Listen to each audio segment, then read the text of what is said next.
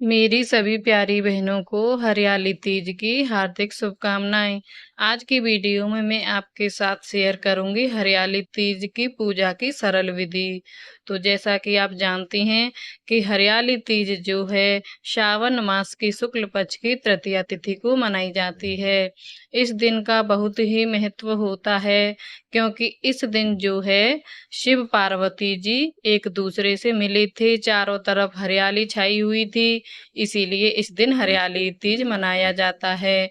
तो हरियाली तीज के दिन आप सुबह ब्रह्म मुहूर्त में जल्दी उठें, और जल्दी उठेंगी तो आपको ये फायदा मिलेगा कि आप जो है जल्दी से आपके अपने घर के कामकाजों को भी कर पाएंगी, और जो पूजा का भी आनंद ले पाएंगी। तो आपको सुबह नहा धोकर 16 श्रृंगार करने हैं। मेहंदी आपको एक दिन पहले ही हाथों में लगा लेनी है, और हरी साड़ी पहने, हरी चूड़ी पहने, हरी बिंदी लगाएं, और पैरों में जो है महावर जरूर लगाएं। आपको जो है मैं पूजा की विधि बताती हूँ। तो इसके लिए आपको जो है जमीन को साफ कर लेना है। कच्ची है तो लीप लें, पक्की है तो हल्दी से गंगा जल छिड़क लें, और उसके ऊपर लकड़ी का एक पटरा बिछा लें, और या फिर आप इस तरह से चौकी बिछा सकती हैं। सावन का महीना चल रहा है, हरे रंग का बहुत महत्व है, तो इस तरीके से हरा कपड़ा बिछा लें। चावल का आसन देकर यहाँ मैंने शिव पार्वती परिवार को बिठा दिया है।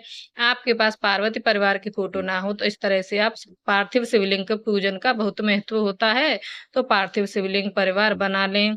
और जैसा कि आप जानते हैं, आपको पूजा करते समय जो है जलहरी का मुख उत्तर की तरफ होना चाहिए और आपका मुख पूरब की तरफ हो।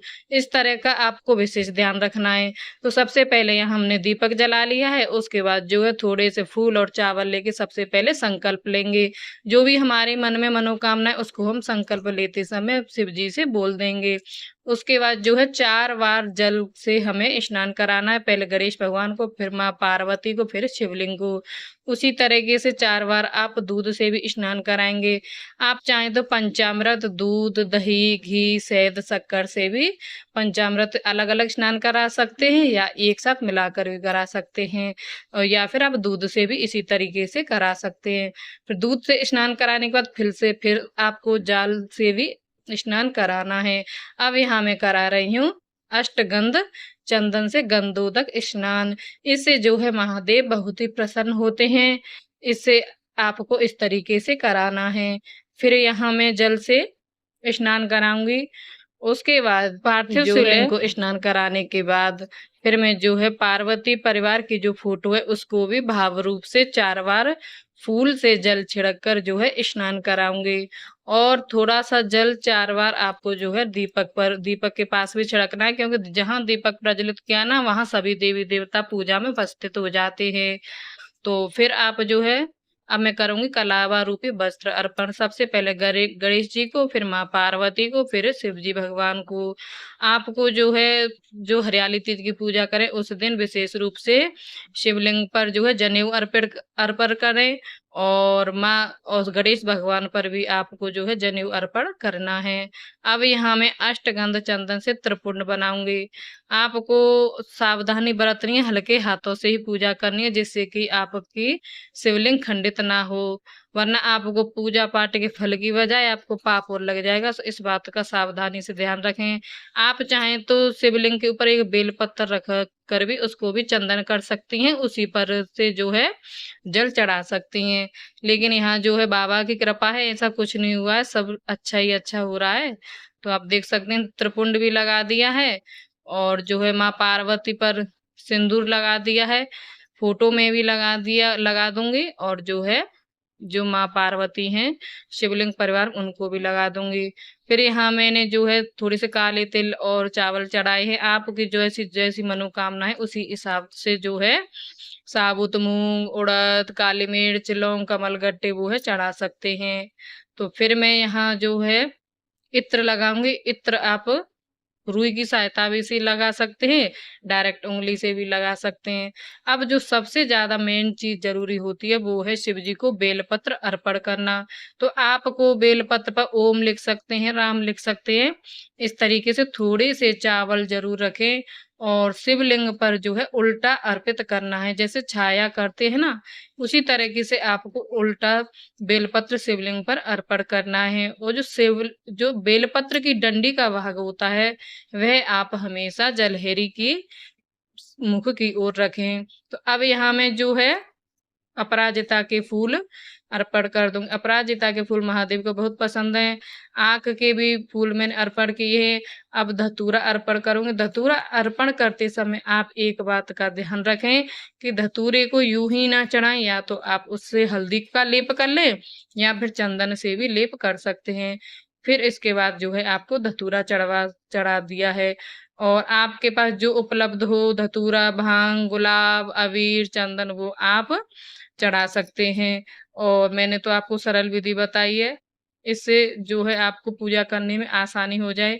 उसके बाद जो है आपको भोग लगाना है। भोग आप जो है घेवर का भी लगा सकते हैं, कोई भी मीठी वस्तु का लगा सकते हैं, केले, आम, मौसमी फल का भी लगा सकते हैं। यहाँ पर मैंने पैठा लिया है। अब मैं करूंगी सुहाग अर्पण माता पार्वती को। तो इसके लिए जो मैंने जो है यह दान की सामग्री पहले अर्पित कर दी है, क्योंकि दान मुझे करना है। हरियाली तीज के दिन सुहाग का सामान दान करने से सुहाग में वृद्धि होती है। इसकी वीडियो आपको मेरे चैनल पर मिल जाएगी कि आपको सुहाग कैसे दान करना है।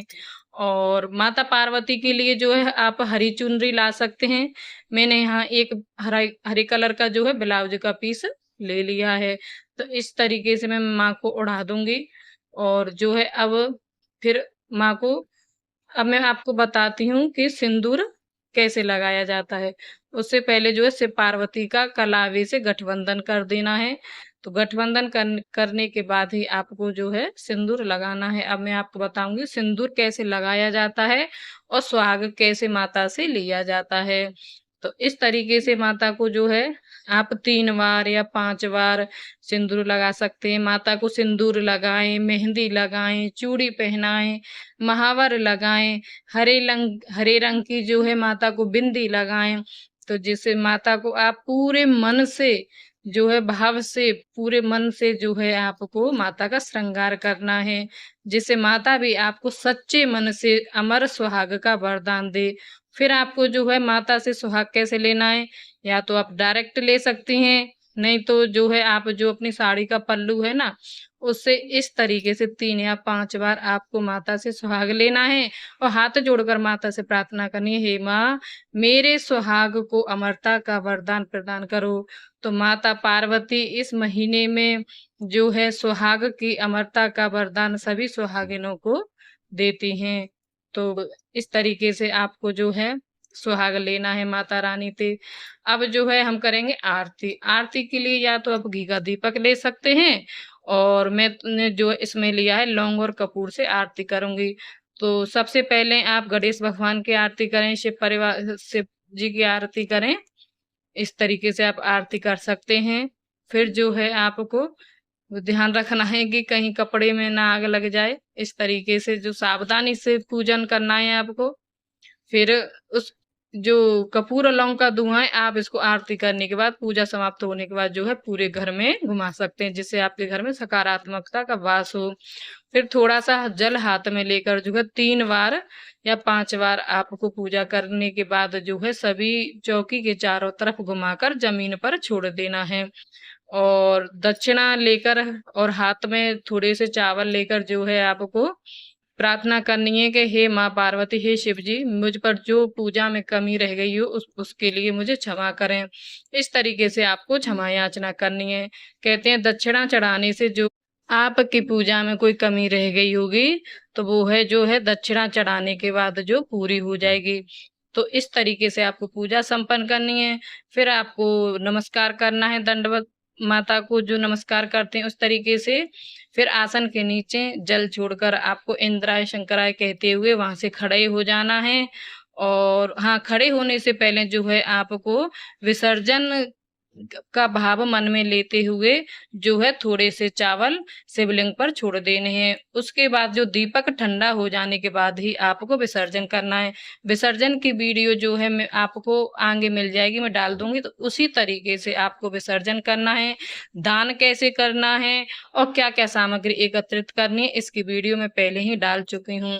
अगर आपको मेरी पूजा पाठ संबंधित वीडियो जरा सी भी अच्छी लगती हैं तो मेरे चैनल को लाइक करें, सब्सक्राइब करें, वीडियो को शेयर भी करें। कहते हैं ज्ञान बांटने से ज्ञान बढ़ता है, और बेल आइकन को प्रेस कर दें।